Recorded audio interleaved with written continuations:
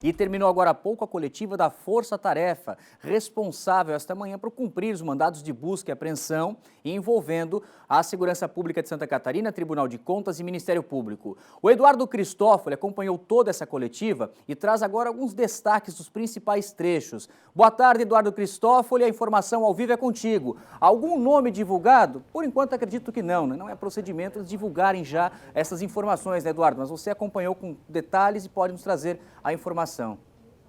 Boa tarde, Zanotto. Boa tarde a todos. Essa foi a primeira explicação dada pelo chefe do Ministério Público, né? Ele reforçou que, em função da lei de abuso de autoridade, eles estão impedidos de divulgar qualquer nome de envolvido, de investigado. Então, por hora, a gente não sabe, então, quais são as pessoas investigadas, as pessoas envolvidas nesse processo de compra que, de acordo com as investigações, já está confirmado, houve fraude. Também houve corrupção de agentes públicos, falsificação de documentos e, inclusive, a criação de empresas de fachada para lavar dinheiro. Vamos conferir o que é que disse um trecho do que disse o chefe do Ministério Público.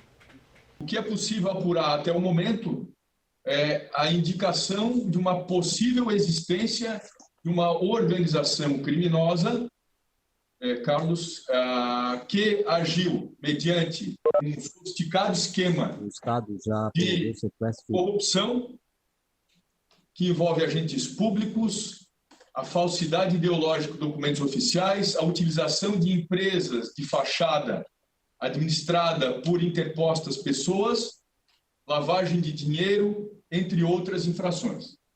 Essa organização criminosa possui ramificações nos estados do Rio de Janeiro, São Paulo e Mato Grosso, além, obviamente, da presença no estado de Santa Catarina. É bom ressaltar aqui que existem indícios veementes de que a aquisição dos 200 respiradores e o pagamento antecipado dos valores daí decorrentes, 33 milhões de reais, eles ocorreram num processo de compra fraudulento, desprovido de formalidades mínimas e de garantias necessárias à segurança da operação, como, por exemplo, a existência de carta-fiança ou seguro-contrato ou qualquer outra garantia que o valha.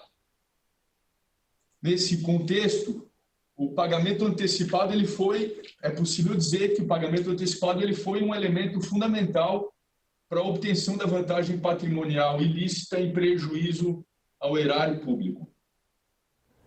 O presidente do Tribunal de Contas também destacou que a empresa, contratada, que recebeu os 33 milhões de reais, ela não tinha o perfil adequado para fazer um negócio desse volume, dessa proporção. E reforçou que essa compra cheia de irregularidades acabou expondo o Estado a uma operação de alto risco. Acompanhe. Identificamos justamente que houve uma dispensa de tendo sido selecionada uma empresa que teria perfil incompatível com a magnitude do contrato, da responsabilidade dos valores envolvidos no contrato. Além disso, foi feito um pagamento antecipado sem quaisquer garantias, algo que o Tribunal de Contas havia orientado os setores responsáveis pelas compras que não poderia ser feito. Então, assim que essa situação foi identificada, o nosso Departamento de Inteligência fez um processo de investigação e o que se constatou é que a empresa não tinha solidez para realizar aquela operação e que, muito provavelmente, esses respiradores não chegariam ao governo do Estado, o que colocava a operação, como foi feita, colocava o Estado numa exposição de alto risco. E algumas etapas foram suprimidas. Por exemplo, a etapa da liquidação, houve uma autorização para que o pagamento fosse feito para esta empresa, que não tinha credibilidade, que não havia garantias, sem que essa situação, sem que essa segurança tivesse sido acautelada por parte dos agentes responsáveis. O pagamento antecipado, sim, ele é possível, mas desde que seja cercado de algumas garantias, o que não houve no presente caso. Nós noticiamos, nesses últimos dias que a Justiça ordenou o bloqueio de 33 milhões de reais nas contas da empresa Pegamed, e só encontrou nas contas da empresa 483 mil. Bom, hoje a polícia conseguiu pôr as mãos numa quantia bem maior, mais de 11 milhões de uma conta bancária, e quem tem os detalhes é o delegado-geral da Polícia Civil.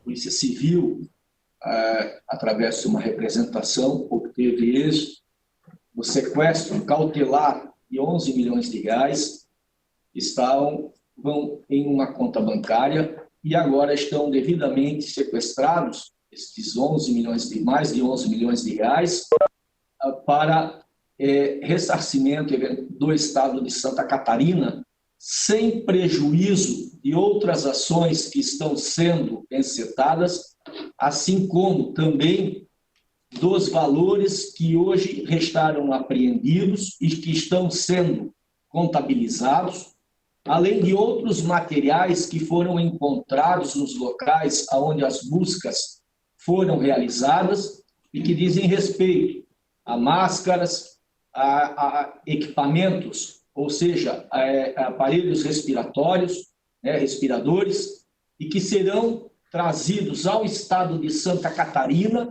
para que fiquem à disposição do Estado e, no momento oportuno, seja o Estado ressarcido em eventuais prejuízos que possa ter havido.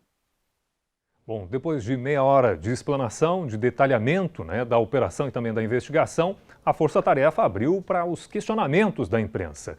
E a nossa pergunta foi, afinal de contas, diante de tudo isso que a gente acabou de assistir, o governo de Santa Catarina, o Estado, ele foi vítima de um estelionato? Foi vítima de um golpe? Acompanhe esse trecho também da coletiva. Eduardo Cristófoli, da NDTV. Diante das informações colhidas pela investigação, Santa Catarina foi vítima de um golpe? Dificilmente a entrega dos equipamentos será cumprida? O fato é que, até o presente momento, os respiradores não chegaram. A notícia de uma operação de alguns respiradores que vão ter que ser submetidos a uma perícia, que estariam vindo da China, por intermédio de outra empresa, que não a empresa contratada pelo Estado, e que vão ter que ser submetidos a um rigoroso controle de recebimento, mas até o presente momento, então ainda é muito cedo para a gente afirmar que houve que o Estado foi vítima de um estelionato, digamos assim, foi vítima de um golpe, mas tudo indica que houve, sim, um emprego de fraude para obtenção, por meio de um conluio criminoso de agentes públicos e privados, para obtenção de vantagens indevidas em prejuízo à administração e à própria sociedade. Isso até aqui é possível afirmar. Veja que até a Força Tarefa coloca em xeque se esses respiradores, esses 50 respiradores do primeiro lote, realmente chegarão nesse fim de semana ou nos próximos dias aqui, Então a gente vai seguir acompanhando isso. E outra informação dada pelo chefe do Ministério Público é de que ainda hoje, no mais tardar amanhã, apesar dessa lei de abuso da autoridade impedir a divulgação de nomes, o Ministério Público vai fazer um requerimento ao relator do processo no Tribunal de Justiça para que ele faça o levantamento do sigilo, para que os nomes possam ser divulgados. E ele diz que vai fazer esse pedido ainda hoje, no mais tardar amanhã, baseado, ele até lê parte de uma decisão do ministro Celso de Mello, do STF, que permitiu algo semelhante naquele processo envolvendo o ministro, o ex-ministro da Justiça e também o presidente da República. Acompanhe. No final da tarde de hoje, ou amanhã, possivelmente, o Ministério Público vai encaminhar um requerimento ao relator do processo no Tribunal de Justiça de Santa Catarina para solicitar o levantamento do sigilo das investigações. Ou seja, para que as investigações se tornem públicas a partir de agora, pois se trata, sem dúvida, de um direito não só da imprensa, mas também de toda a sociedade, acompanhar a atuação firme e transparente dos poderes públicos no controle da administração pública. Os estatutos do poder em uma república fundada em bases democráticas não podem privilegiar o mistério nem legitimar o culto ao sigilo. Consequentemente, há necessidade deste inquérito transcorrer sob a égide do postulado da publicidade. Perfeito, perfeito. Quer exemplo melhor que esse de interesse público? A sociedade catarinense está em busca de respostas. É esperar a conclusão de todo esse serviço feito pela essa força-tarefa e a divulgação dos nomes dos responsáveis apontados durante essa investigação, que pode sair, como nós acabamos de ver, ainda hoje, no mais tardar amanhã. E o Eduardo Cristófolo, que acompanhou toda essa coletiva, acabou de nos mostrar alguns dos principais trechos. Mas hoje, às 6 horas da tarde, a Record News vai exibir na íntegra toda essa coletiva que terminou agora há pouco. Começou às 11 horas da manhã, terminou agora durante essa edição. Então, logo mais, 6 da tarde, você que busca informações pode acompanhar essa coletiva na programação da Record News.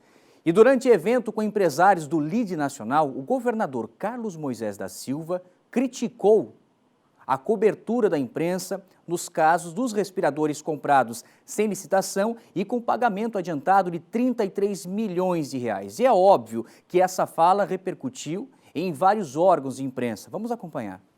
Uma afronta à imprensa catarinense. Nós temos que rever esse conceito aí, porque a liberdade de imprensa é uma coisa.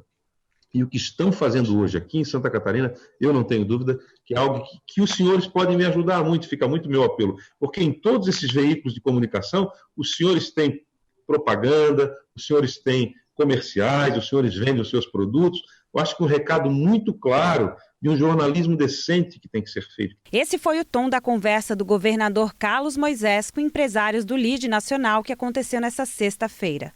Ele criticou a cobertura da imprensa no caso dos 200 respiradores comprados pelo governo sem licitação e com pagamento adiantado de 33 milhões de reais. Fizeram tudo errado. Me desculpem os senhores, eu tenho que dizer, fizeram tudo errado aqui no que diz respeito à mídia, né, aos veículos de comunicação aqui em Santa Catarina. Muita pressão para que o governador venha e fale. Então, eles queriam que eu tivesse a possibilidade de fazer aqui a prática do ódio, né, de expor as pessoas. A fala do chefe do executivo motivou a manifestação de diversos órgãos da imprensa. A ACAERT, Associação Catarinense de Emissoras de Rádio e Televisão, repudiou as declarações do governador e considerou que este tipo de manifestação demonstra, por parte do governante, um total desconhecimento do papel da imprensa, que tem a obrigação de divulgar toda e qualquer informação que for de interesse público e para o bem da sociedade. A nota diz ainda que o segmento não mediu esforços desde o início da pandemia para levar a informação precisa aos catarinenses e deu ampla divulgação, principalmente aos esforços do governo do estado no combate à Covid-19. A imprensa deve seguir aos governados e não aos governantes. A Associação Brasileira de Emissoras de Rádio e Televisão, a ABERT, também se manifestou e disse que as afirmações do governador de Santa Catarina, Carlos Moisés, teceu críticas ao trabalho da imprensa e ainda sugeriu que empresários do estado pressionem os meios de comunicação usando uma condição de anunciantes e uma clara tentativa de cerceamento à imprensa livre, plural e independente. A ABERT lembra que a imprensa tem responsabilidade social na manutenção e democracia da diversidade de opinião e que qualquer tentativa de coação é um ataque à liberdade de expressão. A Associação Catarinense de Imprensa disse em nota que repudia qualquer tentativa de cerceamento da liberdade de expressão. Não bastasse a necessidade de se expor a riscos variados para manter a sociedade informada sobre um dos episódios mais dramáticos vividos pela imensa maioria das pessoas em todo o mundo, no Brasil e em Santa Catarina, os profissionais de imprensa encaram outro monstro: a intolerância. Esse, diferente do vírus, é demasiadamente humano e intratável. Mandar a imprensa calar a boca não é apenas desrespeitoso, mas também antidemocrático. Diferente do governador, o secretário de Comunicação, que faz parte do primeiro escalão do Executivo, Ricardo Dias, fez uma menção de apoio na internet. Ele disse que a liberdade de imprensa é pilar fundamental para uma sociedade forte, próspera e ética. Diz ainda que defende a imprensa livre e pautada pela ética e que o papel da mídia neste momento de crise é primordial para qualificar a informação ao cidadão. E após esse fato, o governador Carlos Moisés se manifestou sobre o assunto também por meio de nota e disse que, enquanto cidadão ou homem público, sempre se pautou pelo absoluto respeito à imprensa e aos profissionais. Disse ainda que existe uma parcela de jornalistas que busca dar respostas a fatos que ainda são objeto de investigação e que, em um momento após propor cercear a liberdade de expressão, ou empresas ou até mesmo jornalistas.